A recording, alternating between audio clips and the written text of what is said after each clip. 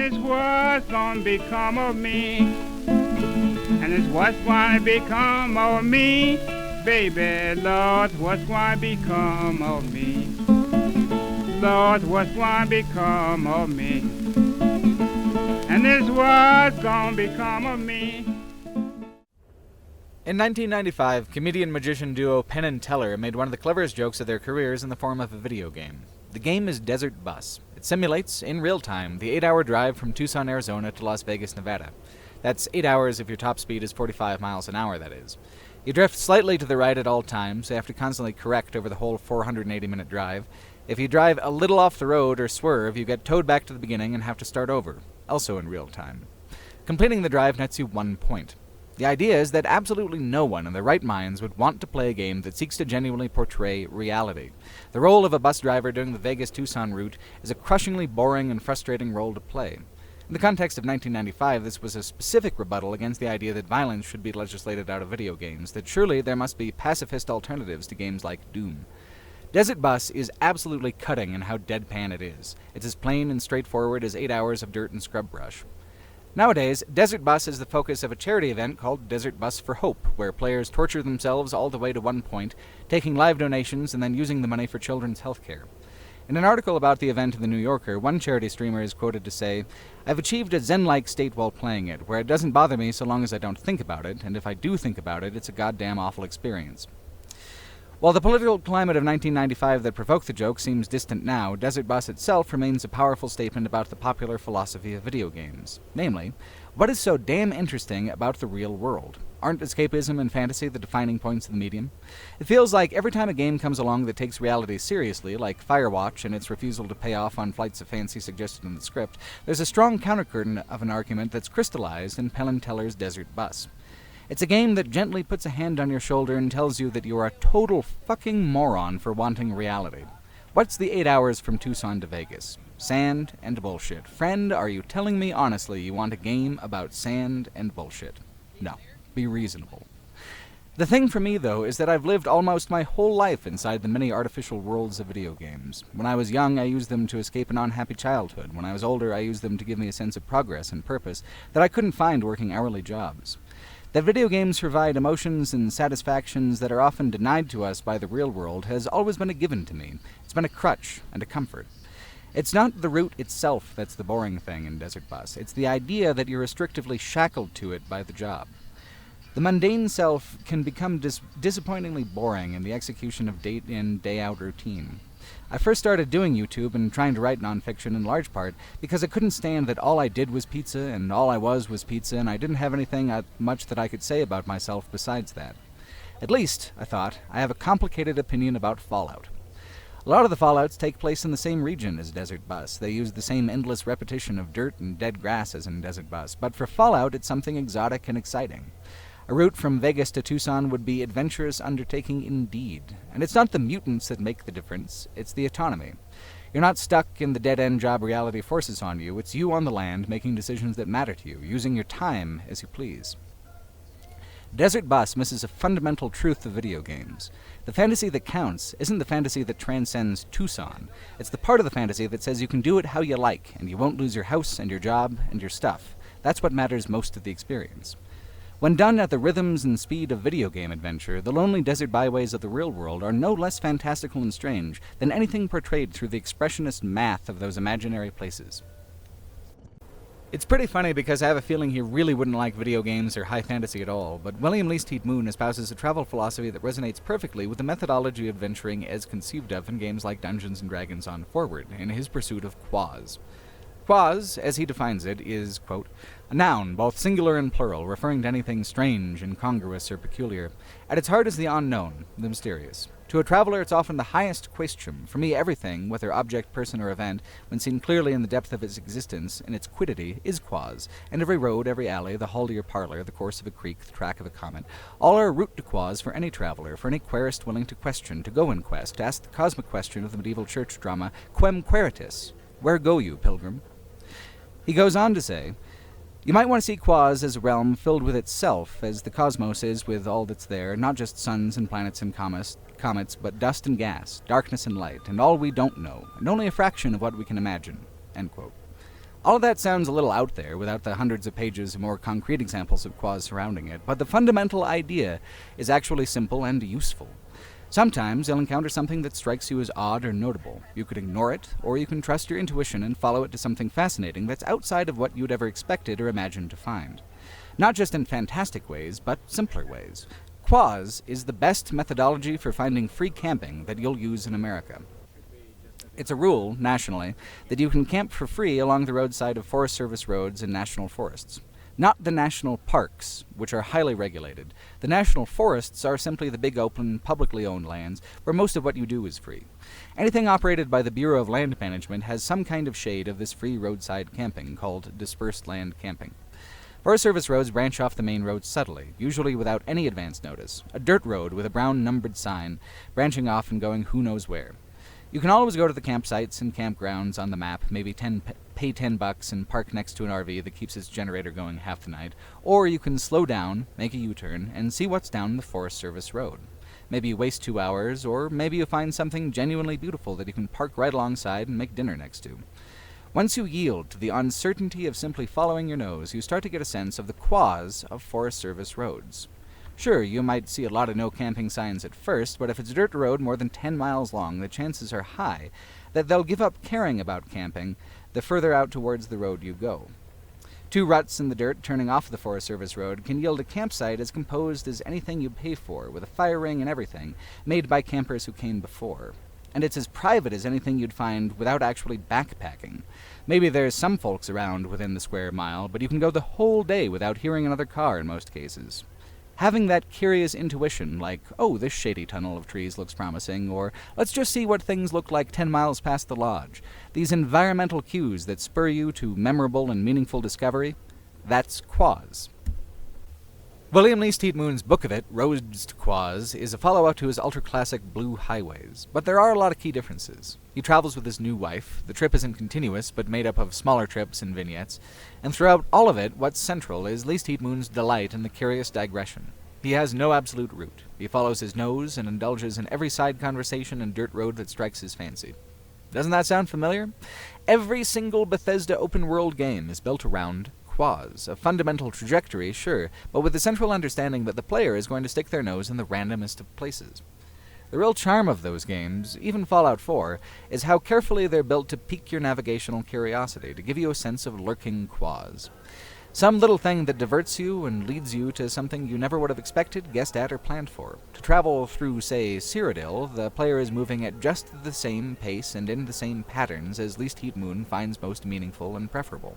The trick of it in reality is time and money. To travel that way in the real world, you can't have a job in a physical place. You can't commute to and from the Safeway while simultaneously following your sense of the strange and wonderful out hundreds of miles and days on end, however long it takes you to hit Quoz pay dirt. For most of my years in the city, I made questionable car choices that I couldn't use them to leave the city, couldn't rely on them, or else I didn't have a car at all. The mountains around Seattle were as real to me as if they were a painting, the skybox surrounding the commute to work, back home, to work again. That kind of reality is one I spent a lot of effort and a pretty solid little chunk of money to escape, but now I live in a Volkswagen Bus with my wife and my dog, and we've been living at a rhythm of life that's traditionally, for me, been much more the realm of fantasy than reality. Now, I have an opportunity to see if Least Heat Moon's hypothesis holds up, or any of the other dozens of famous and thousands of quieter voices who've been captivated by the American landscape and went through the lengthy and frustratingly expensive process of unmooring themselves from homes and jobs to satisfy their obsession and ride out the roads to where they end. Travel's most powerful feature is how it confronts you with things you couldn't have expected or imagined if you're engaging with the world you're traveling through and paying attention.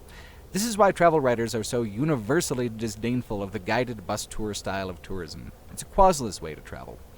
You're told what's important and what to look at, and they explain to you why you ought to care, and then there's lunch, which is always very nice. A journey that isn't driven by an internal compass is just a trip, a thing that happened to you, and not a thing that you really did for yourself.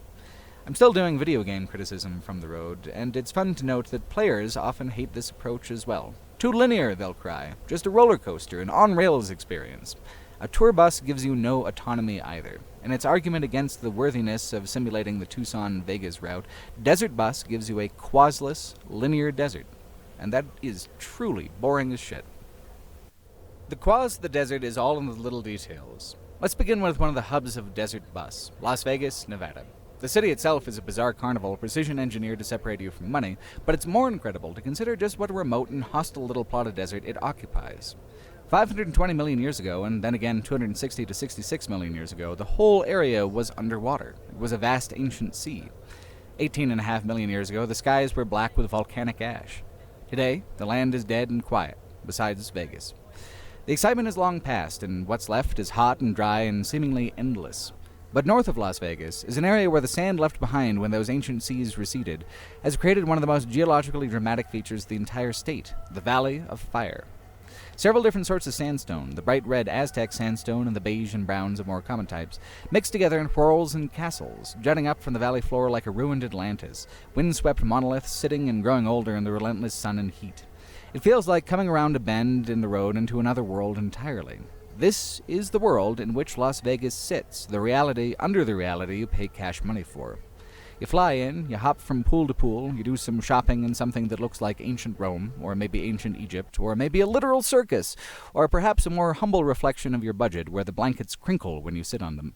You can win, or you can lose, most predominantly lose, fortunes in a night.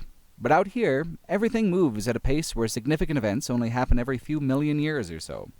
The Valley of Fire will still be here when the city of Las Vegas crumbles to dust and becomes its own sedimentary deposit. And what a feature that will be, the compressed dust of hundreds, if not thousands of years of human vomit, cash, and concrete. What will the Luxor look like when it's as old as the real pyramid, supposing it's given the chance to make it that far? The number one thing the desert impresses upon a traveler is how little of a shit the earth gives for the humans that live upon it, how short our lives are, and how ineffectual our individual actions are, in contrast to the endurance of the landscape. The most dramatic things humans have accomplished by far is the creation of Lake Mead, returning an inland sea to the area for the first time in actual eons. It's the legendary Hoover Dam that created it, of course. The Hoover Dam is from a time when America made more sense in its national vision, where public works and public art was valued in a way that it just isn't anymore. Across America, the relics of the Works Progress Administration greet travelers and enhance their interaction with the landscape, from swooping bridges to quiet roadside picnic stands. But the Hoover Dam is something else entirely. It's a machine and a monument, and the thing that keeps the completely artificial oasis of Las Vegas running. It's jaw-dropping, but it's also not dog-friendly, so I wasn't able to tour it. Just drive across the top and keep the hound secured. Lake Mead behind it is massive, miles of deep blue reservoir against the dry and arid desert. Even along the shore, it seems alien. The desert runs right up against it and seems unmoved by its life-sustaining presence.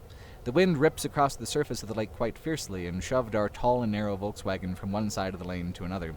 My friend Nate Green was driving behind us, accompanying us for a time. He said it looked like we were strafing in an arcade game like Strikers 1945, the wind tossing us one way across the road and then the immediate sway as I corrected the other direction.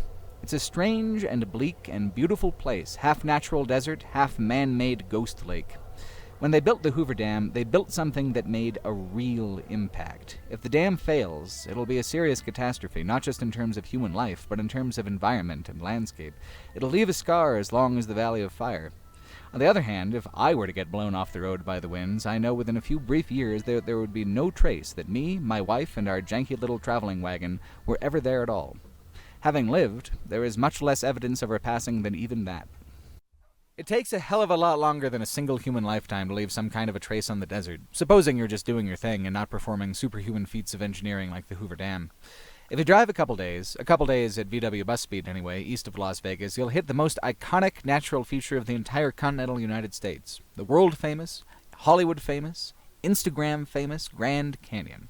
It's one of the most corporatized, touristy national parks in the system, but it doesn't matter at all because actually seeing the canyon with your eyes and feeling the wind whip out of it is a completely different experience than footage can ever attest to. There's always something missing from even the most artistic photograph that's a solid and overpowering presence when you're there in person. It dwarfs the self. You stand on the edge, and it's like being on the edge of a skyscraper, but older and more tremendous by far than anything a human could come up with. Most of the canyon is actually free and wild, and a sizable chunk of the canyon is owned by the tribes who have called it home for hundreds, if not thousands, of years. The touristy parts are contained to a big 100-mile horseshoe of roads on the south rim and a much less populated road network on the northern rim. Tour bus culture is strong here, maybe the strongest anywhere, but it's easier to forgive when it's a foreign tour group. America's weird. Really, really weird. If you don't speak the language at all, having an interpreter is helpful. It's forgivable. But it's also the center of the world for Class A RV lifestylers, the folks who take their luxury condos on the road with them. It's certainly possible that there's a small amount of envy in my disdain for the Class A folks, especially for their showers. I mean, my God, how amazing to simply choose to shower when you please. And for their toilets, their discreet, flyless toilets. Later on in the trip, when we were in Big Bend in Texas, staying at the Cottonwood campground along the Rio Grande, the outhouse toilets were so thick with flies that they landed way too far up your business the whole time you're trying to get through it. It was like taking a dump on the mouth of hell as the warm, evil shit wind blew with it a plague of flies. So, maybe I can forgive the RVers that. Maybe I envy them it a bit. But the juxtaposition you so often find is irritating. The balance of incredible nature, so raw and overwhelming that you lose sight of your ego and remember your place as just a human animal. But you have to experience that in tandem with a bunch of rich old farts watching Fox News via satellite on their big screen TVs, relaxing with a G&T on their patent leather couches as night falls on what really is the grandest fucking canyon of them all. Honestly, Kendra and I are not really very much better at all, if at all. We camped south of the park in the Kaibab National Forest, where you can camp for free along the Forest Service roads. People pay over $100 a night in the off-season to stay at the shitty motels in Tucson, but we parked maybe 500 yards behind them on a dirt road with a pre-made campsite that still had scraps of firewood in a pile next to it for the price of simple curiosity. I might not have found it myself, though. Kendra's nose for Quoz was stronger and marked in her mind the right road long before I circled back to it after seeing the canyon's rim. But when we camped that night, we used the town's cell phone reception to stream Law & Order reruns, the little Android tablet we hung from our luggage area. We had 1 foot in nature, sure, but we wore the cloud of data and connectivity like water wings, silly and awkward and childishly comforting in the ancient, inscrutable desert. We might be being thrifty, but when you get right down to it, we were just dirtbag RVing. We left the canyon the next day by way of the Eastern Desert Watchtower, which is meant to imitate the kind of native towers you'd see hundreds of miles away at Hovenweep National Monument. Designed to be much larger and grander than any native structure, American architect Mary Coulter completed the structure in 1932, but she also brought on board Hopi artist Fred Caboti to design the intricate murals of the interior. It's a complicated Western object, a bold American structure that tries to conjure up the grandeur of the peoples whose bones were long dried by the time Europeans arrived on the continent and whose descendants we've inflicted repeated injury on. It seeks to imitate the timeless, but it's as modern as the asphalt roads. If you go a couple hundred miles southwest of Vegas, not east, you'll instead find Joshua Tree National Park, a different kind of desert altogether. It's a 100-million-year-old heap of eroded Monzo granite, round boulders and curvy piles of rock that have slowly been decaying in the sun for 3,635,000,000 days and nights of rain and wind and heat. Meanwhile, these absurd spiny Joshua trees have colonized the area, creating a forest that looks considerably better suited to science fiction than a 5-hour drive from Los Angeles. When we began this leg of the trip from San Diego with Nate convoying behind, Joshua Tree was our first major stop after driving through the Anza-Borrego Desert and along the Salton Sea. Joshua Tree is not a dramatic landscape quite like the Grand Canyon. It's more pervasively strange and quietly compelling. The stones have been weathered down into incredible shapes, massive, weird, a sculpture garden created through time and decay on a scale much longer than most mammals have been alive for. The trees are just icing on the cake. Nothing says, "What are you doing here, vulnerable meatbag?" quite like a forest of spiny, scraggly spears thrusting up out of a moonscape. There are even dense cactus gardens, prickly, thorny, angry plants, popping up with such density it seems almost cultivated, but certainly isn't, what's instead a simple but uncommon quirk of landscape and climate.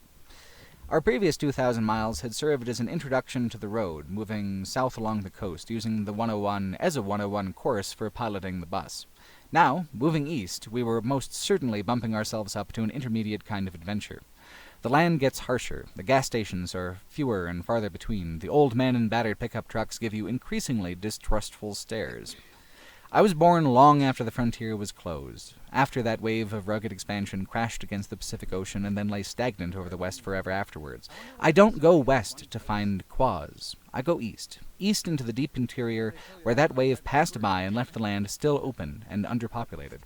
Or perhaps not underpopulated, as the modern economy grinds small towns down into ghost towns. The desert seems to be simply reclaiming the savage quiet that it's always preferred. Even the places that are doing well seem ephemeral, waiting to dry up and blow away. I didn't take any footage of it because I didn't think it would be relevant, but take Phoenix, Arizona, for example. It's a massive grid of multi-lane streets and freeways, an entire town of 90-degree angles in the 90-degree heat, laying exposed on a flat plain. The town has all the human amenities a person could want, but the water comes from elsewhere, and the residents, a lot of whom are retirees, are from all over the country. Phoenix makes sense as a place, as a piece of modern America, but the whole existence of the city, or Las Vegas, or even Los Angeles to a large degree, depend on diverting resources from more verdant places, most especially the Colorado River.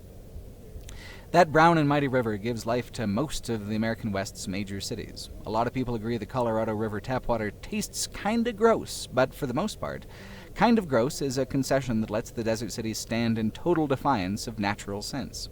The American desert metropolis needs the whole national infrastructure to survive. Otherwise, they just dry up and blow away. Or, alternately, they never materialize at all, the most amazing example of which is California City, California. We passed through it back on the first leg of our trip coming southbound. It was our first night camping in what was truly the middle of nowhere, and we were tucked away in California City along Lincoln Boulevard. You see, by square footage, California is the third largest city in the entire state, right after Los Angeles and San Diego. It's the 34th largest in all of the continental U.S., but in terms of population, it's the 331st largest in California and much farther behind that nationally. The city was an experiment in speculative real estate, designed in 1958 by a sociology professor named Nat Mendelsohn. Nat wanted to create a new metropolis to rival Los Angeles, 200 miles to the north in the middle of a sandy flatland most recently used as a mule route for borax mining. In terms of natural logic, it makes no less sense than Bakersfield or Phoenix or Las Vegas, but in terms of human logic, no one ended up giving so much as a single shit about coming out to the community Mendelsohn meticulously planned and laid basic infrastructure for. In the 27 years in between when the roadways were laid down in 1958 and a census in 1985, the population had only climbed to 3,500. But then something amazing happened. Infomercial television. California City was sold via a TV campaign advertising ludicrously cheap plots of land in the fastest-growing city in California. When buyers reached the address of their new slice of suburbia, there was no suburbia, just blowing sand and a network of empty streets with no houses. Today, the population is around 15,000, but all of it is confined to the very southwestern portion of the total city limits, clustered around the Central Park, which good old Dr. Mendelsohn surely envisioned having skyscrapers lining by now. Instead, the downtown's most standout features are the drive-through Little Caesars and the surprisingly large population of stray dogs. Further out, there's a state prison plopped down imposingly among the meandering dirt cul-de-sacs. Its presence can't possibly drive down land value any lower than it already is, although I suppose you could consider it the bad side of the still as yet hypothetical tracks. But further out, it's just one unmaintained paved road with hundreds upon hundreds of other roads that have mostly crumbled into dusty, sand-choked ATV trails. California City is the only major metropolis to allow ATVs to ride down any street and allow street-side camping anywhere you like, but of course this is because the city does not actually exist in any meaningful way. When viewed from above, the network of roads, with nothing along them, looks like some kind of massive accidental work of modern art, like the native art that can only be made sense of when viewed from far above. It's not deliberately a work of religious art, but it is invoking the forces that Americans have faith in the most just the same. It's not a great bird or hero, but an invocation of the elusive, sudden, booming fortune that so many come to California to pursue. "I'm gonna make it in Hollywood" is a statement that works out one time out of 1,000 or less. "This scheme's gonna make me rich" usually leads to scornfully signing a paper telling the pawn shop owner you are not selling stolen goods while hawking the last of your own valuables. Mendelsohn had an academic career to fall back on, at least, but California City is a prayer for economic prosperity that the universe utterly, comically ignored. For how long, though? As real estate prices in the cities with whom California City competes for largest land area rise higher and higher and higher, and then a little higher still, when will it come to pass that a 200-mile commute to the LA metro region becomes acceptable, supposing California City stays the cheapest land in the state? Now, California City is a wild absurdity, showing just how unnatural our desert cities are. Underneath each living city is a dirt grid that looks just like this. Down the only road leading straight through the empty streets to the byway on the other side, a makeshift RV village with old men and wandering horses waits down a turn indicated by a sign that says "No Rules," spray-painted on the busted remains of the asphalt. But later, decades from now, who's to say that Nat Mendelsohn won't one day smile in his grave, vindicated at last? Just how many more decades of suburban sprawl and rising urban expense before Nat's fever dream of a wasteland Levittown actually comes true? Back in Arizona, there's a lovely small town called Camp Verde with a satellite community called Lake Montezuma. The houses there are the kind of sun-beaten, 3-bedroom, 1-story houses with attached garages you'd see anywhere in America. Houses with garages that see a lot of beer pong and moldering RVs in the yard. Behind these houses is one of the most biologically unique desert oases in all of North America. This is the Montezuma Well. The Yavapai believe this is where their tribe emerged from the spirit world into the physical world. There are different words for the well in a half-dozen native languages. It has a completely unique ecology, separated by the desert's arid heat from any other compatible environment for thousands upon thousands of years. The astoundingly high levels of carbon dioxide and arsenic in the water have prevented any fish from finding a home in the oasis. Instead, huge blooms of tiny crustaceans flourish in the constantly refreshing warm water. And what predator feasts on the crustaceans? Leeches. Freshwater leeches that have evolved away from consuming blood in favor of a digestive system geared exclusively to swallowing the tiny shrimp-like creatures whole. Both species, the crustaceans and the leeches, are found nowhere else on Earth save this tiny pool in central Arizona. This tiny pool filled with hundreds and thousands of leeches. 2,000 years before the roads and the European colonists, native populations used the well's waters for irrigation. The ruins, humble stone structures along the upper and lower rim, are anywhere from 1,400 to 600 years old. The well itself is a limestone cavern whose roof collapsed, revealing the water flowing underneath the surface and leaving it open to the sky and accessible to travelers. This thing really is a quiet, unassuming marvel. It gets far less traffic than the nearby Montezuma Castle, a more impressive architectural marvel built into the cliffs a few miles away. But the well is naturally unique, truly unique, producing a one-of-a-kind leech and inspiring local mythology. As the Verde Valley fills out, and it will, nearby Cottonwood is a pretty damn big town with stoplights and car dealerships and everything, Montezuma Castle, Montezuma Well, and the Tuzigoot ruins, and all the dusty wonders of what really is an ancient land, will become increasingly crowded in by the new sprawl of the continent's modern inheritors. Montezuma Well is a sacred place, accessible by the neighborhood throughways of a thoroughly average Arizona town. California City may not have come true, but its kind of ruin is where the future is headed. Meanwhile, the most peculiar, least monetizable wonders of the past become increasingly crowded out and paved over. It took us weeks to make it through the desert, and once the desert seemed over, we simply passed into a different sort of desert. The varieties are surprising. Desert is often a matter of elevation. There are huge chunks of Arizona up above 5,000 feet that are as verdantly forested as Washington state, though maybe a little drier and harsher close to the ground. Arizona in the spring is explosively green and colorful. Even the cactus produce their infrequent but gorgeous flowers. Every day, Kendra, Simon the dog, and I would pass through some sliver of the greater whole of the Southwest in our 44-year-old bus, a 6,000-pound house on wheels, with a 1.7-liter four-cylinder motor.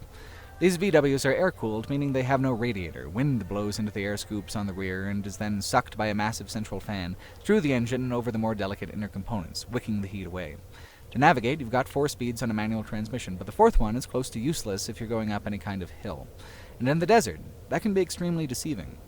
The Colorado Plateau is a great uplift of the continent, where the land bunches up so hugely that the base level of ground is far above sea level. It covers portions of Arizona, New Mexico, Utah, and Colorado. So what you see ahead of you looks like straight desert, stretching out ahead in a more or less straight line, the mountains far in the distance. But in practice, if you're going east, you're going upwards.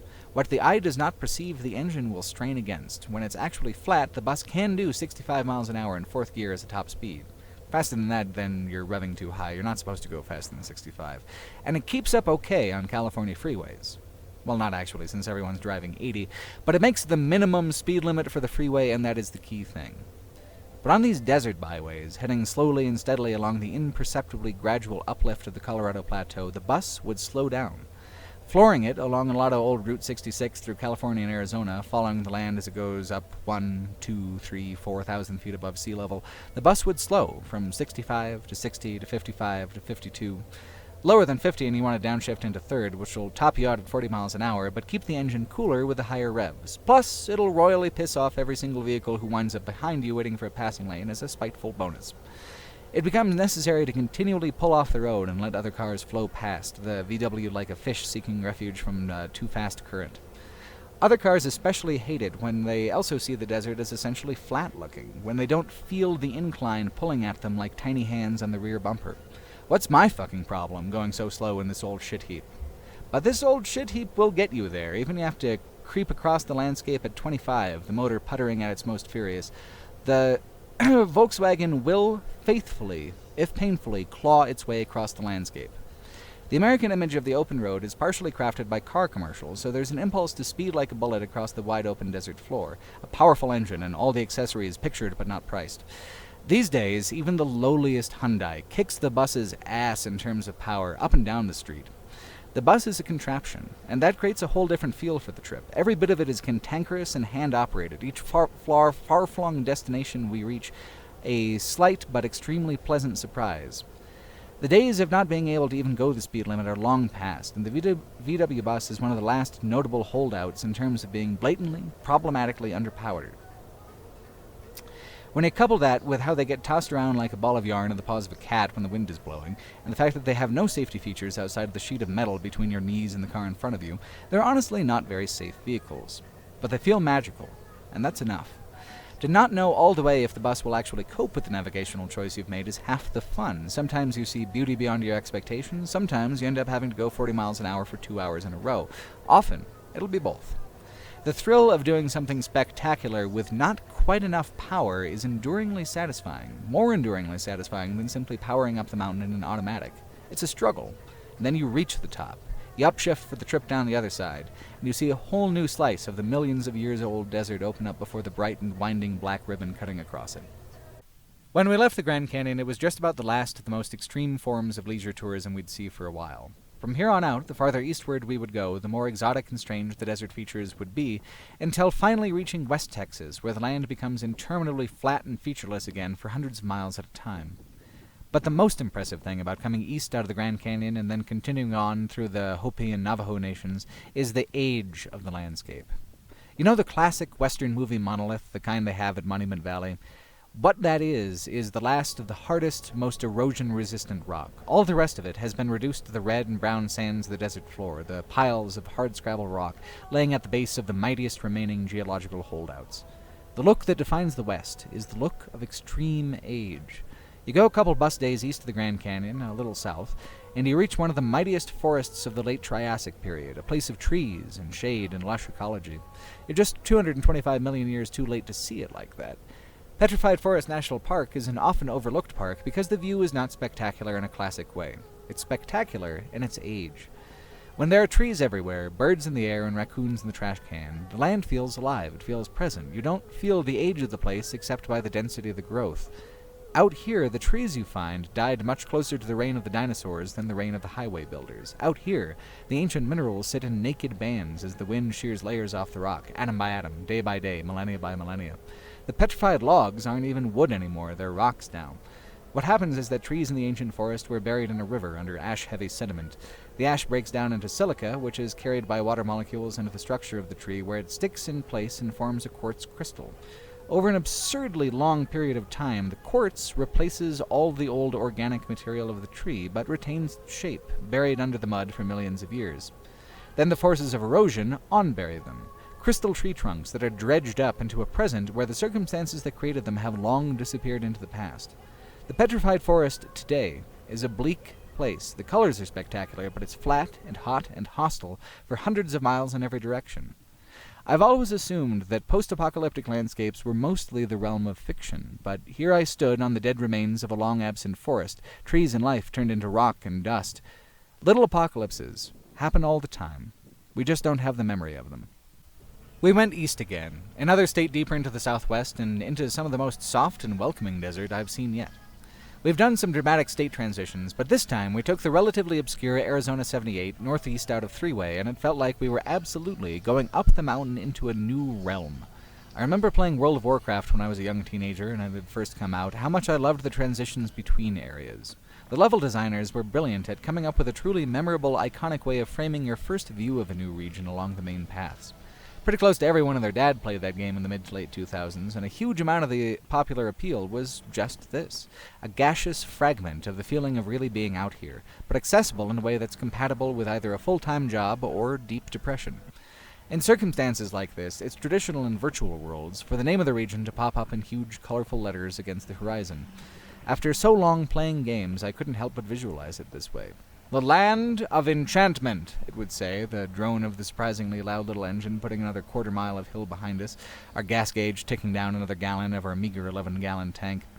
Going up this particular mountain pass, with the sun behind us and the mountain ahead of us, left a hell of an impression on me. The way the road winds up the mountainside is as serpentine as it gets, and so steep that even though the speed limit is 25, I was taking it at 20, revving high in second gear. It was a momentary distillation of everything I had set out to do. I was somewhere I'd never been, going into a mountain range I'd never heard of, up a road that was more beautiful than any of my old kitchen daydreams had dared to hope, hollering down to my 44-year-old engine to give it all it's got, which is 20 miles an hour. An impatient driver in an ailing 90s Ford Escort gave us the side-eye as they whipped around us when the yellow strip changed from solid to dotted. But the bus is its own mechanical world, and if you lose your momentum, then God help you. The bus is its own world in more ways than that, even. Kendra and I had our whole life within the confines of the bus. It was a pale and shallow shade of the danger and hardship that real pioneers of the frontier experienced when the land was truly wild, but the land is wily yet, and it's hard to imagine a more moment-to-moment way of traveling than in our covered Volkswagen.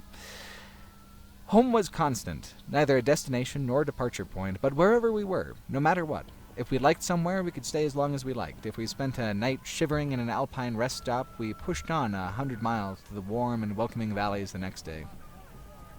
On our first leg of the trip, we went a little too fast, excited to be on the road. Now, we took it easy, just 100 or maybe 200 miles a day, jumping from campsite to campsite. Sometimes we camped for free, sometimes we paid for a site, and sometimes we paid for an electric campsite to charge my laptop and do my game review work. I reviewed Tom Clancy's Ghost Recon Wildlands for Polygon, plugged in at a KOA in Holbrook, Arizona, and then later from beside Lake Bartlett with my laptop on battery saver mode and my word processor open, and then I finished up the review at my wife's grandparents' golf community home in Phoenix, while also uploading a video for a different game while we had access to fast Wi-Fi, that most elusive modern road amenity. We went where our Quoz took us, and I occasionally shelled out $28 a night to get some work done while connected to the world of internet and free-flowing electricity. Every night, home was somewhere new and somewhere wild. The commute to work involved flipping up the table on the back of the passenger seat and unrolling the extension cord. I knew what I wanted to have done by the month's end, but I never once woke up sure of what any individual day would hold. This kind of aimlessness is an American tradition going back as far as the frontier days and beyond. In 1878, there was a fella in Silver City, New Mexico, who did not especially want to listen to his jury summons. On the day he was supposed to be in court, he arranged to be on a mineral survey with his friends that was, of course, an excuse to ride horses into the middle of nowhere and drink heavily. So, drunk in the hot sun with the idea of ducking all responsibilities, the surveyors stumbled upon an ancient city in the cliffs. Like so many great discoveries in America, the 700 years abandoned Gila cliff dwellings were found on account of nothing more than luck and insobriety. They're some of the most quietly impressive ruins I've seen. They're so hidden, so perfectly tucked into the stone monolith that holds them, and so thoroughly mysterious. A volunteer ranger at the site explained it to me in a way that I thought was very illuminating. He said that when people think of the word prehistorical, they think of cavemen and such, but the people who lived in the cliff around 1200 CE left no descendants, passed down no stories, left no history, and the artifacts in the dwellings were looted and destroyed by the drunk pioneers who followed up the initial partying party. Conjecture can be made that they were part of what's called the Mimbres offshoot of the Mogollon culture, based on the architecture, but the ranger wanted to be extremely clear that these are names that we've given later to categories of things. No one knows what the cliff dwellers called themselves, why they came, how they came by this knowledge of architecture, from where, and no one knows why they stayed less than 100 years in the cliff village before abandoning it forever. Apaches who lived in the area a couple hundred years later, around 1400, steered clear of the ruins and did not disturb them. There are many different styles of pueblo and cliff-dwelling architecture in the Southwest, many distinct cultures and artistic styles. Those that built Montezuma's castle in Arizona, which has no actual relation to Montezuma, by the way, built along different principles and for different purposes than the Mimbres at Gila. But for either people, we know so little about them. The word Anasazi is a Navajo word that means enemy ancestors. It was not an actual specific tribe. It's a generalized, after-the-fact, categorical description, just like Moholong or Sinagua, the latter, for example, being just a Spanish word meaning no water. All we have left are these stunningly clever and beautiful structures crumbling back to dust. Some art, some stories, and a lot of conjecture. All the evidence is circumstantial, all the stories hundreds of years old. It is a beautiful mystery, a part of recent prehistory. As is the massive, massive bulk of the whole of human history, how many stories survive from the uncounted, innumerable lost societies of our aggregate time here? Tiny fragments. We live, we build, and once we die, our chance to explain or excuse our choices disappears. The world turns and moves on, and eventually it turns into something totally incomprehensible to the time in which you lived. In 700 years, what will stand on this site? We can speculate, of course, but the actual answer is going to be something beyond our ability to guess. No more than 100 people at once ever lived here before the last 6 or 7 generations of American settlers. Scoot down to Silver City, 40 miles to the south, you'll find 100 people just on the Walmart employee schedule alone.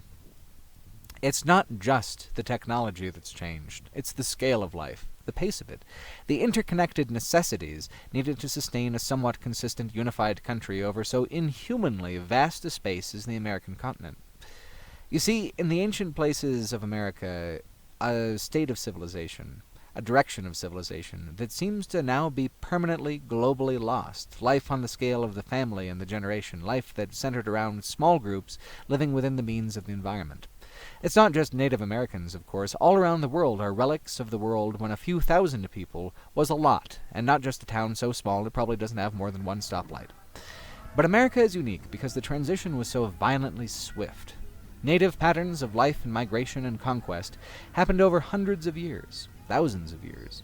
Things in modern America move so quickly that I don't recognize the world now as the one I grew up in anymore, and I'm 28.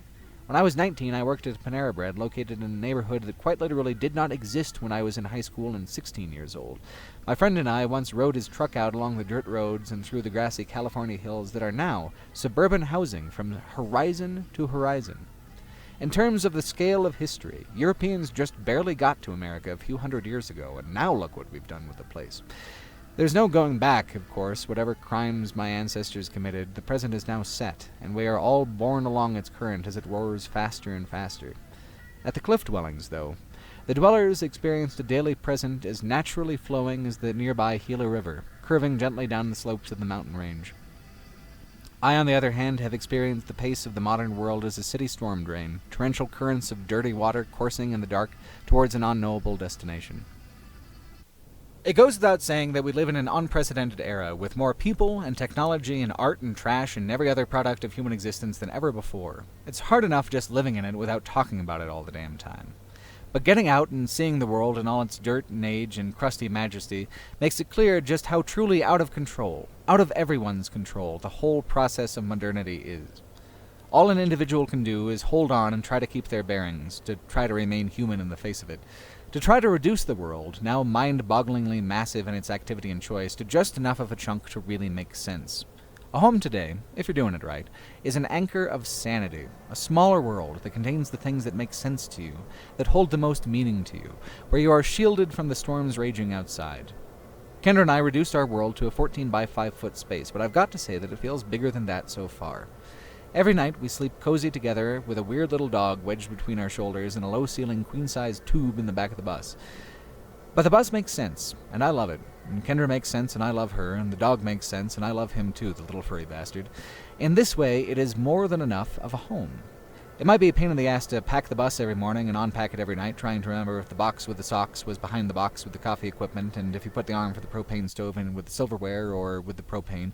It's a little annoying to wash dishes in a vinyl bag full of soapy water. It is genuinely foul to use outhouses in the summer heat. But these are all issues of domestic convenience that only irritate me because I am a domesticated creature. I have never lived a life of greater spiritual or maybe existential convenience. I am myself in the bus. I am no one's employee or representative. I am expected to be no more than the human animal I am. If I want to lay in a field and follow the shadows of the sun as they move across the sky, like some kind of lumpy, hairless cat, I can spend the day doing this. Furthermore, I can do it without even hearing another car or person besides Kendra, who is by far my favorite person anyway. I am in constant contact with things that are beyond me in terms of scale, scope, lost history. Time thickens. I am no longer ever counting the seconds of the clock and waiting for something to be over. In the city I moved in 2-week increments, counting down the days to the paycheck and savoring its sweet mercies of distraction. When it arrives, you leverage that little margin of spendable money for all it's worth, for something to make you feel not so frustrated about the other 5 days of the week. It's actually quite difficult to disengage from that style of living. I'd become incredibly used to ignoring myself, to trying not to think and not be present inside my body while the clock ticked down another shift. Tuning myself out felt like a necessary self-protection from the savage boredom of low-wage city life. Little by little, though, it starts trickling back in when you peel away that kind of Sisyphean routine. When I cut down to part-time pizza, part-time games writing, I got a lot more out of both. I was able to actually enjoy both, instead of frantically trying to salvage every last scrap of time from a day and trying to cram in everything at once. And then I got to quit pizza entirely and focus on fixing the bus for this trip. Suddenly, all I did was things that I had decided for myself that I wanted to do. I was present within the moment. Again, slowly but surely. And then the trip began, and each minute, each mile of road began piling into a dune field of memory and experience at a pace that was astonishing. The saying is that time flies when you're having fun, but that's because the intervals in which fun is possible are usually so desperately fleeting. When you live without routine, time does not so much fly, but becomes denser and heavier, until swimming through just the previous day's memories can take hours, floating down through the flotsam of life you've just lived, and trying to decide how you feel about it. Everything around me was changing. My life had changed, from a style where my future was unexciting but certain, to a journey with no destination. My country had changed, swinging away from a society in which progress and sustainability is preferable, to a society in which chaos and the dismantling of our hard-earned modernity is somehow seen as patriotic. The land outside the bus changed constantly, rising and falling, becoming green, drying back out to the many hues of brown. The only things that did not change daily were the bus and the marriage. Its 14 feet by 5 feet of space was there every night when we fell asleep, smelling faintly of cigarettes and sweat and dusty dog, and then was lit up every morning by the bright and sharp light of the desert sun. It was a true constant of love, of comfort, to have home and family all together in this wilderness rattle-can. When I went to turn the engine over, it compliantly would, even if it looked for all intents and purposes like we were on the moon. The desert scale is such that you see things in the distance sometimes an hour before arriving at them, even going 55 or 60 miles an hour. It was therefore somewhat difficult to tell if we lived in a motorhome or a spaceship, propelled by its tiny sewing machine engine through the hostile void.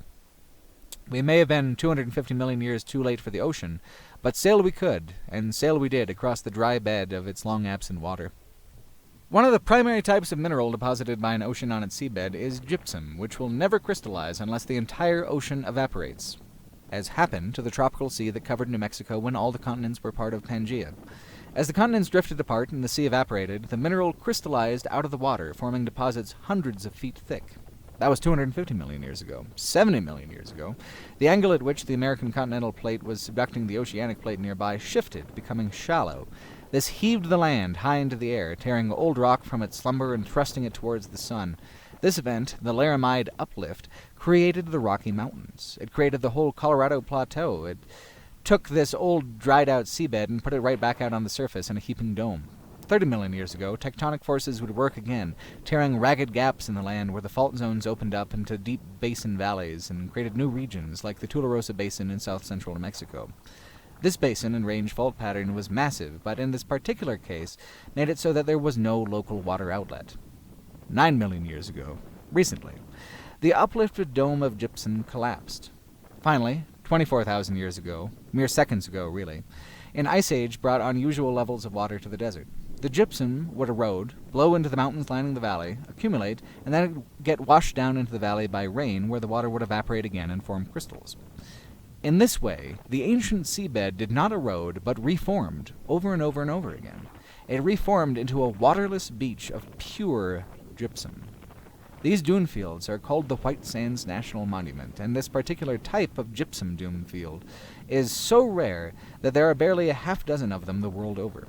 This one in New Mexico is one of the youngest, forming around 8,000 years ago. It's still growing.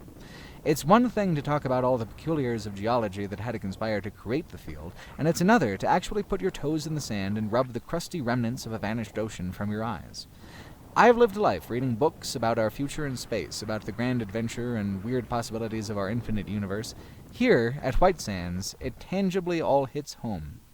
A 2013 NASA article by Jason McCracken details one true-life galactic wonder. In orbit around the twin stars of Cancri 55 is a planet that analysis indicates is mostly made out of diamonds. To quote the article, "And by mostly diamond, I mean the value of the planet has theorized to be around 26.9 nonillion. I can hear the gears in everyone's head grinding. A nonillion is 30 zeros. To give you a bad example of a nonillion, there are no good ones. If I covered the Earth in a nonillion $1 bills, the bills would create a layer 12 million miles thick, nearly half the distance from Earth to Venus's orbit. The World Bank estimates that the value of Earth's GDP is a meager $70 trillion, 12 zeros. I can't ever witness a diamond planet, but I've propelled my bus through the empty vacuum of Las Cruces and come across the fool's gold version we do have. In terms of galactic luck, we got dealt an incredible hand with Earth. There are things here as exotic, or more exotic, than what you can see elsewhere in the solar system. Legendary nature writer and journalist John McPhee wrote about the Basin and Range system poetically in his book of the same name. He used the phrase deep time to talk about how, if you slowed down the frames of the video of history to just every million years or so, you would see the land undulating like the waves of the oceans that would appear and disappear in the blink of an eye.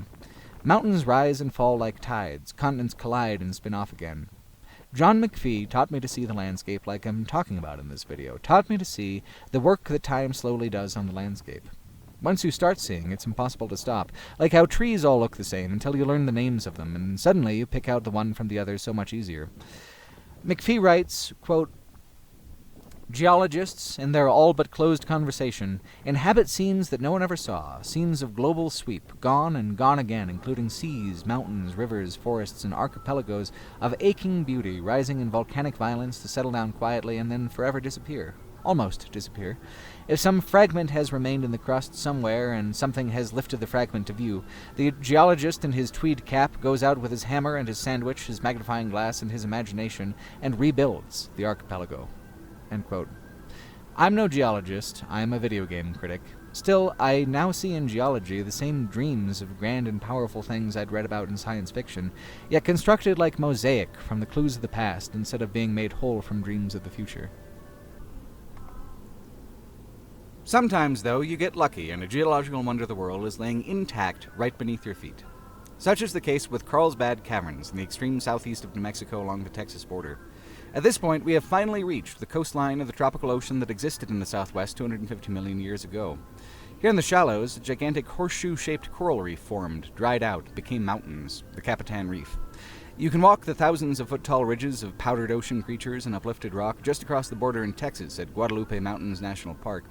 But here at Carlsbad, all the important action happened a mere 500,000 years ago or so. Unfortunately, the caverns were too dark for the video camera to capture meaningful footage, so if you'll forgive the switch-up, I'm going to spend the next minute or two using photos that Kendra took with her phone. Beneath this bed of limestone, which the reef became, is a petroleum reserve. Upward seepage from the reserve contributed to the formation of little droplets of sulfuric acid, carving out huge rooms from the weak limestone over time. Eventually, the acidic water drained, and water from above bearing calcite trickled in. The passing of each droplet leaves its residue. The residues create natural artworks of dazzling complexity, accumulating detail after detail based on changes in moisture and microclimate. Today, most of the formations are dead and no longer growing. We found this cave, humans did, at a lucky time in its lifespan, while the most delicate features are still intact. Like the Grand Canyon, it's a highly regulated and extremely touristy national park. Most people take the elevator down into the cavern. That's foolish.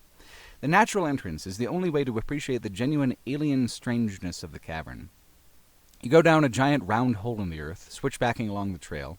At the very bottom you look up and see that round sliver of light, so much farther away now, and then it recedes from view for the rest of your time down in the caves. The cave features themselves are works of great natural beauty, but they're highlighted by an ingeniously subtle and artistic lighting system that serves to showcase the cave's dark and vast chambers and brighten its charismatic details at the same time. The lighting makes it all seem truly otherworldly in a much stronger and grander way than a flashlight or a feeble lantern ever could.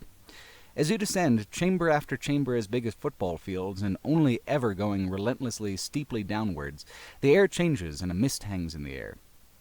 Go still deeper and the mist clears, and when it does clear, the level of detail in the cave features explodes. After walking over a mile down the throat of the cave, you reach the main loop trail. This is another 1.5 miles of walking through the rarest and most inhuman terrain that Earth has to offer. It doesn't matter if you're down here with thousands of other visitors following a path with a handrail. You're there. You feel the cool moisture on your skin, and you look through the dim light at rock that time and water have sculpted into impossible shapes. Like the Grand Canyon, your body and mind simply react in a more robust and full way when you're there than pictures and video could ever capture. It's not just an intellectual, oh, this is neat, or how scenic and peculiar. When you're there, the animal part of your brain stands at full alert, looking around and pulling from all your senses in an attempt to reconcile the strangeness of the place against something more familiar. When you're done, you can always take the elevator back up and return to the regular world of hot tarmac and gas station burritos, at which point your animal brain will curl back up in the corner and rest, contented, comfortable. But while you're down here, your body will recognize the magic of the place, even if your eyes, spotting the t-shirt vendor, do not. I'd been out New Mexico way once before, a decade previous, but I never had been to Texas. The threshold of that country within a country had taken on a kind of powerful significance for me, the line at which point I would have exceeded all my other Western travel ambitions. And yet, who knows how far into the overall journey this all is? Halfway? A third? A quarter? Is it a defining moment of the trip, or is it just another starting position for a lifetime of more travel? When you're driving a vehicle as old as the bus, you can rile yourself up into an anxious frenzy thinking about how many miles the engine might have left on it before it collapses. What matters is how the engine sounds now. Is the sound of the motor even? Does the power slip away at the same inclines it has been, or does it take less hill to require more power than a state or two back? Are the RPMs constant at the same speed and throttle position when you come back to it later, out of a different gear? If everything is continuing to putt along, you just have to put it out of your mind and know that it'll get worse later on because everything decays, and yes, the bus will one day suffer some sort of catastrophic failure. But it's that day today. There are constellations of noises and arrhythmia that'll give you advance notice of something going wrong. You've got time. Just listen for the irregularities and then hammer them down when they pop up. A disturbingly loud rattle from the engine compartment in Austin, for example, was on account of the lower nut from the alternator bracket having shaken loose on a dirt road. Put on a new nut, which is a 30-cent part, retighten the top nut, and then the noise disappears completely. People say VWs break down all the time, and that's not quite true. They come loose all the time. You don't tighten the things back down, and sure, the whole system will break down, but the bus is loud, it's weak, and any disturbance to its normal operation is always immediately noticeable, and in the flat and empty portions of West Texas, you play solitaire with your mechanical paranoia, listening to each bounce and rattle and ping and shudder, thinking, is it a pebble, or is it the piston? Is this it? Is this going to be our time? Drive a curvy road or a windy road, and the game is staying on the road. The big flat empty is something different. You break down out here, and there's nothing but sand and sun and endless miles. Back along the Gila River, I'd started rereading Stephen King's Dark Tower series for the first time since I was a teenager. Here in West Texas, passing by the Guadalupe Mountains and heading dead south into the remote wilderness of Big Bend National Park, I saw Roland's interminable desert made real.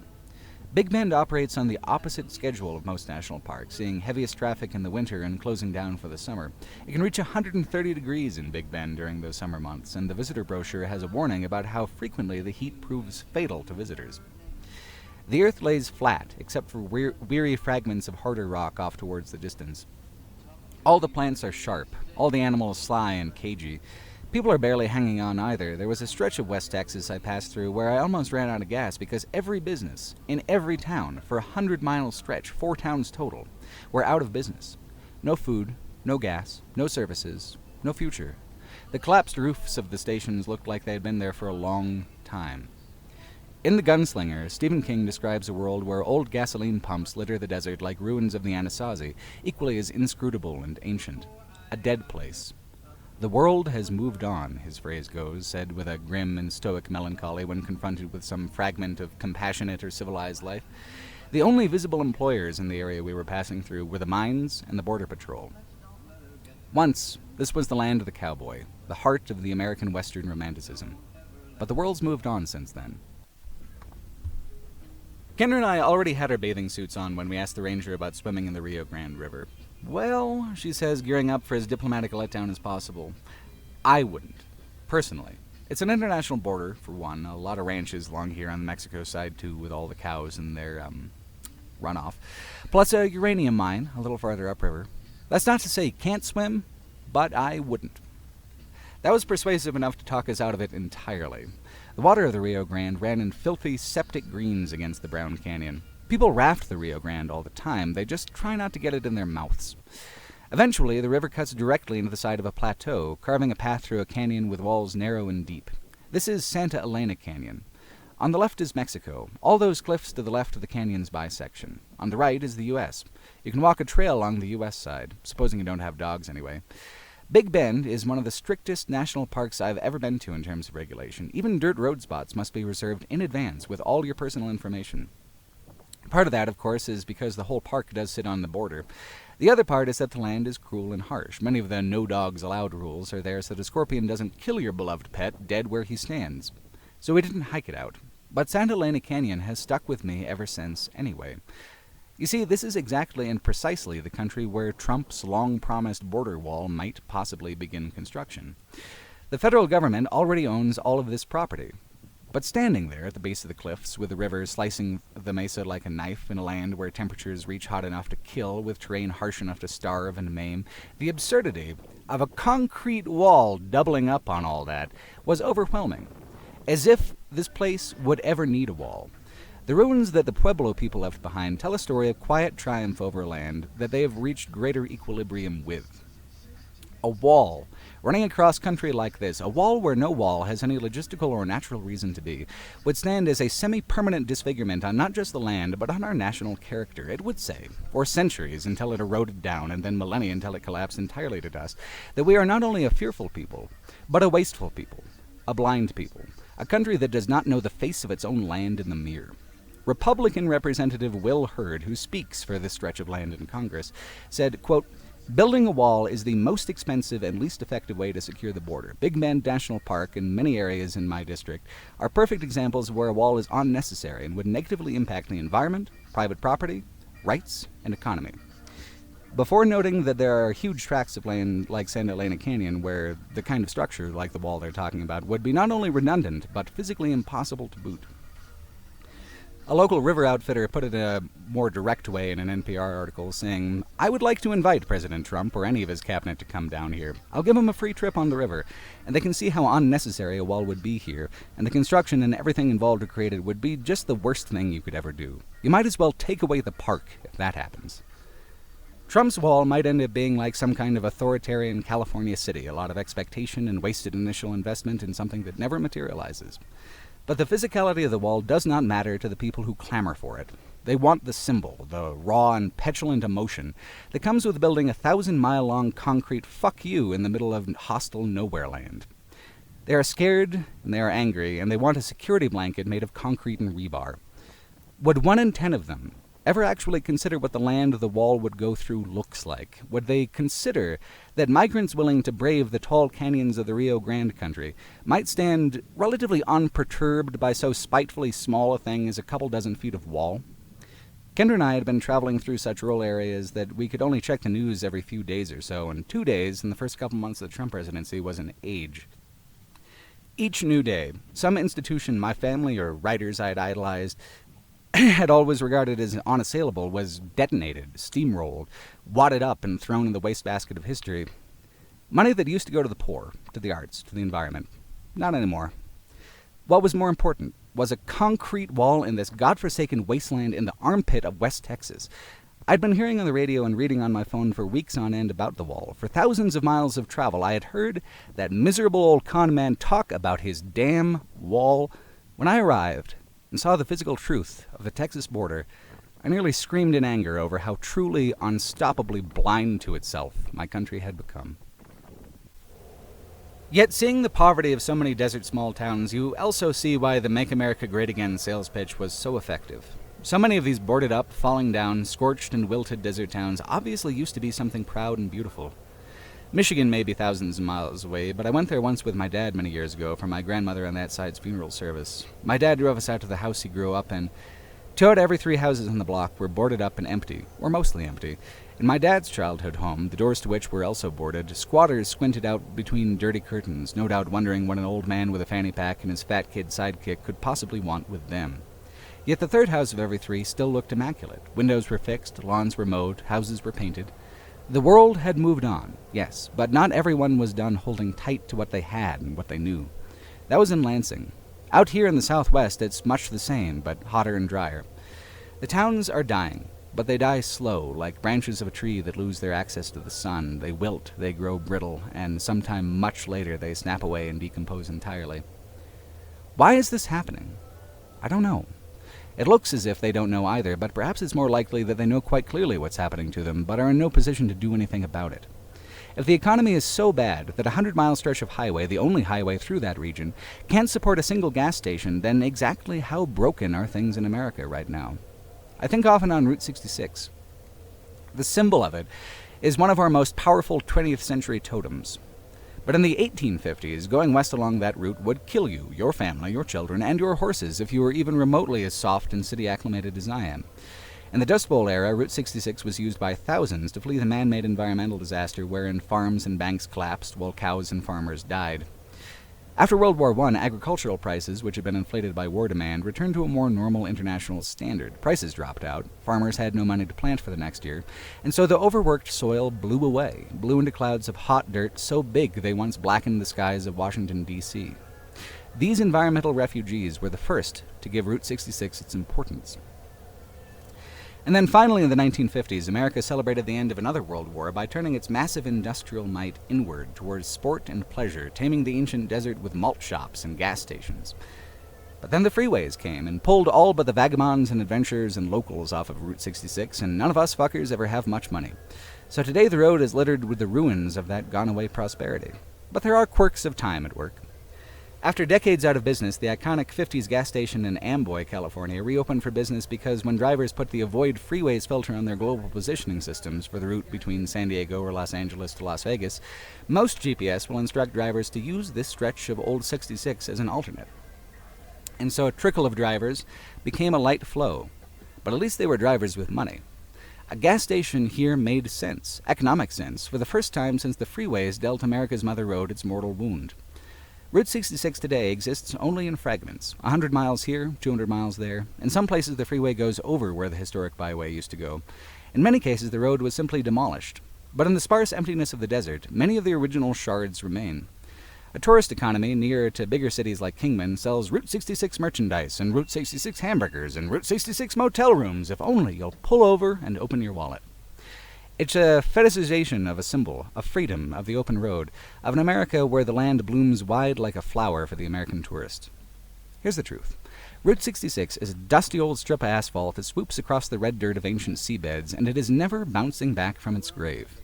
We give it symbolic power, but it is rarely the most scenic road. We give it historical power, but the circumstances of its heyday are as sunken into the weeds and blowing dust as its decommissioned road sections. I, too, nostalgically long for an America like we see on television. But we never had it. It has always been a symbolic illusion. Route 66 during the Dust Bowl was a refugee trail for rural America. It was a river of struggle and heartbreak before it was ever the carefree highway to fun that the old big bands made it out to be. That fun lasted just a little while, a couple paltry decades. And then the wind and the sun and the despondency began to slowly work their feats of erosion once again. It wouldn't have been Texas if one of us didn't get into a fight, but I certainly didn't expect it to be Simon the dog. After Big Bend, we made a beeline for Austin, where a friend of Kendra's was using her spring break to fly out and spend a week there with us. We were staying at a campground on the periphery of the city the night before the friend arrived, and I was taking Simon for his night walk. In the darkness, these 2 big eyes reflect back from my flashlight, and it startles the hell out of me, but the eyes don't move, just growling and eyes. Well, the dog's chained up, I figure, and I keep walking. Not a minute later, the dog came after Simon. He went right for the neck. It happened so quickly that it took me a couple seconds to figure out how bad it was, and the strange dog wouldn't let go no matter how much yelling or slapping or anything. So I did something I've never done before and never had considered that I might need to do, and I punched the dog in the top of its head, which did make him let go. And then I knelt on the dog, screaming for help. The owner came out long minutes after a crowd had formed in response to my yelling, and found that his dog had bitten through its leash and come running after Simon. He went with us to a 24-hour vet and paid for Simon's vet bill, which was respectable, but the whole evening was terrible. For the other owner, too. He had been on his phone inside of his tent with his dog tied up. He had just gotten the dog a couple weeks ago, and the vet bill was not remotely cheap. His dog fractured Simon's sternum and chewed through the skin in 3 places. He had to put it on a Discover card, which he did with a pained look on his face. I think it's right that he did pay, but I have sympathy for how bad this was for both of our parties and both of our trips. So Austin, Texas was a lot less drinking and exploring and a lot more fretting over our bruised and miserable hound and his schedule of painkillers and antibiotics. Afterwards, we didn't want to keep Simon in the 90-degree heat with all of his wounds, so we decided to break backwards and head northwest at best possible speed for Colorado, where we could stay for a few weeks with our friends Minnie and Rachel. Minnie was going to have ACL surgery done anyway, so with him and Simon both on the road to recovery, we figured it was a sound plan. So we pushed the bus further than we ought to have pushed it, and did 1,000 miles in 3 days, up from the desert floor of West Texas to Monarch Pass in south-central Colorado, at almost 12,000 feet, and then over the other side to Crested Butte. Simon was recovering well when we arrived, and both mine and Mitty's VWs needed a professional checkup, so we agreed.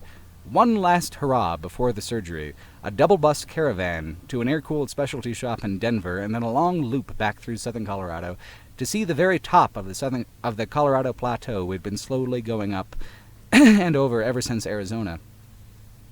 After weeks of lonely roads, it was inexpressibly fun to finally be traveling with company. The caravan is a wonderful way to do it.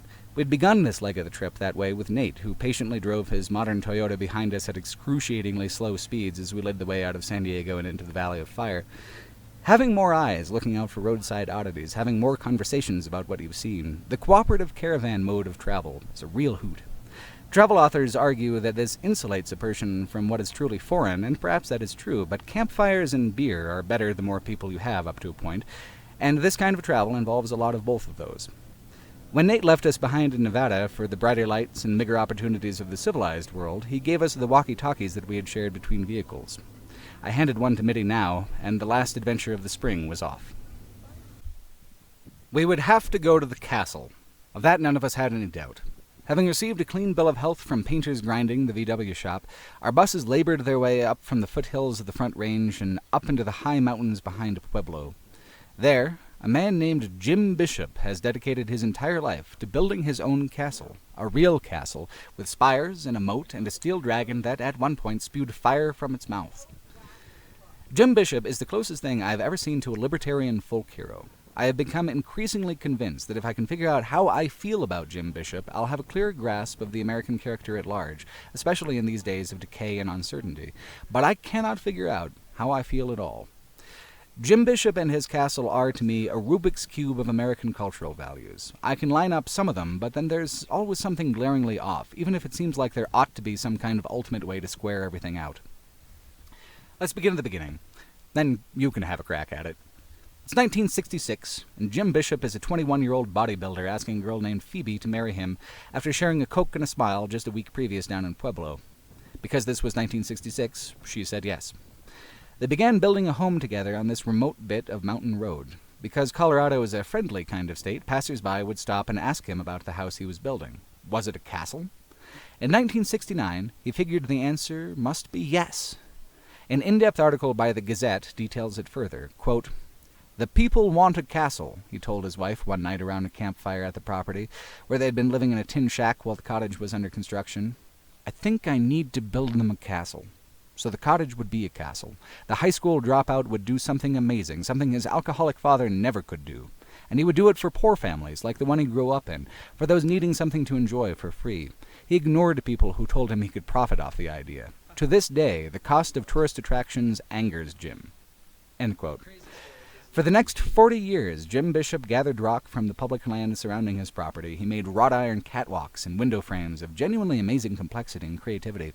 He built what was supposed to be a cottage into a 16-story monument to individual willpower that's more intricately designed than most video game castles.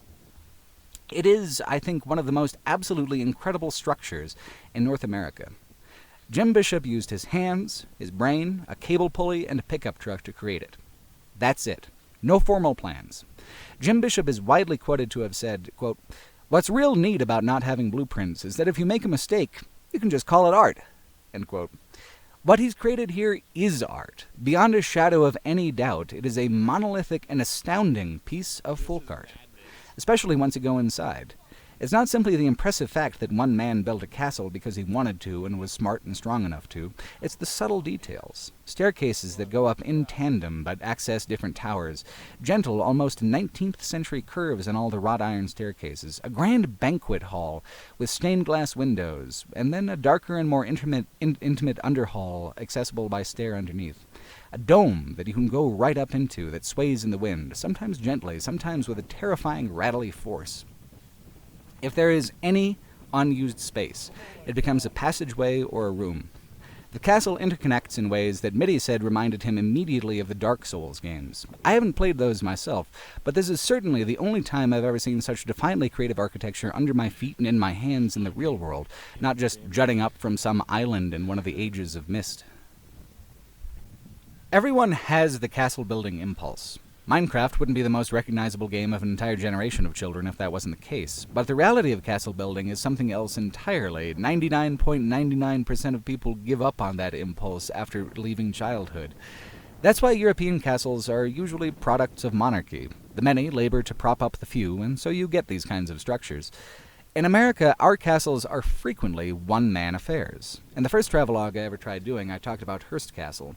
He may not have built it with his own two hands, but his vision was singular. The place was Hearst. Hearst was his castle. But intricate and grand as Hearst Castle is, the whole thing is just a monument to Hearst's ego, a manifestation of his wealth and self-regard. Bishop's Castle is at the absolute opposite end of the socioeconomic spectrum from Hearst Castle. Bishop paid for the original plot of land with money made from doing odd jobs, like running paper routes. He has insisted from the beginning that poor families should be able to see spectacular things too, that the working poor should never be priced out of their own state's recreation. He alone labors on the castle. Bishop's Castle, while smaller than Hearst's, is a purer reflection of the self. It is a different sort of American success story. Bishop did not import whole rooms of ancient castles, unpacked and reassembled by an army of carpenters. Jim Bishop thought, "I'd like a moat," and then he started digging a moat. The castle's official genesis story tells of Bishop getting kicked out of school with a teacher cursing him that he'd never amount to anything, and look at him now. So saith, at least, the brochure. If you search Jim Bishop here on YouTube, you get something different. The crazy, ranting castle man. Roadside America phrases it diplomatically, saying, quote, "Bishop's Castle may look like Hogwarts, but Jim Bishop is no cuddly Dumbledore. He's a tough-talking man with strong beliefs, and sometimes he expresses them bluntly and loudly. If you or your children want to avoid potentially offensive rants involving politics and race, you may want to steer clear." End quote. All around the base of the castle, less than there used to be, but still quite a few, are hand-painted rants against the courts, against the legality of driver's licenses, and against anything that even remotely involves fees. As captured on camera, Jim will throw in some racial anger as well. The Gazette article looked to Phoebe for answers. Quote, "Phoebe Bishop doesn't like to think about the way her husband is at the castle. The rants there don't last long at home. I won't have it," she says. She is fighting cancer, and she wants their days together to be calm. She remains deeply in love with her soulmate. He is still the quiet, strapping boy who took her out for a Coke all those years ago. She doesn't go to the castle much. She waits at home for Jim Bishop to return, the one who is not the crazy castle man. End quote. Who is Jim Bishop really? We can say for certain that he is admirable in his work. We can say for certain that he is offensive in his anger. But how much of this anger is a persona? How much is real? The castle is a work of genius, pure and simple. It's a match for any structure I've seen complemented by professional architects, but weirder, more improvisational. Architectural improvisation that doesn't fall down requires incredible patience. The structure suggests that Bishop is a man of truly deep complexities. But the man who sits in his backhoe and yells nonsense to passers-by who film him on their phones, this is such a disappointing twist. Jim Bishop is the genius castle builder. Jim Bishop is also the uncle who gets disinvited to Thanksgiving dinner. His total defiance in the face of regulation is what built the castle. His total defiance in the face of basic respect pulls the plug out from the tub of goodwill that I had filled seeing his work. The same misanthropy that animates him in the rants captured on YouTube is inseparable from the existence of the castle itself. It's a wonder, and it's also a big go-fuck-yourself to Colorado regulators and lawmen. Jim Bishop is, in this way, an especially classic American folk hero. His spite for the country made him famous and beloved within it. His championing of the common traveler makes him admirable. His willingness to be hateful makes him smaller than all of that. His choice to dedicate his life to the castle has cost him much. He lost a son. He recently almost lost the whole castle in a legal battle. The castle has been Jim Bishop's whole life. When Jim Bishop finally passes, I do not know what will happen to a structure that is so inseparable from the man who built it. When Bishop's castle is as old as Montezuma's castle, how much will remain of its proud spires and fanciful domes? What will people make of such a quirky thing, snatched from the imagination and laid down on the Colorado soil? Will it mean anything then, that Jim Bishop was such a flawed and complicated man? I don't know. Perhaps the ancient people who built the cliff dwellings at Gila were kinda assholes too. I thought I was done with the desert, up here in the mountains at 8,000 feet, but I should have learned by now to stop making assumptions like that. Up against the Sangre de Cristo Mountains in south-central Colorado is Great Sand Dunes National Park. You begin by walking across a wide stream running across the eastern edge of the field, and then start walking out into the sand. They're honestly more impressive than anything I saw in Death Valley, perhaps less exotic, but much more imposing than the dune fields at White Sands. Strangest of all is the setting.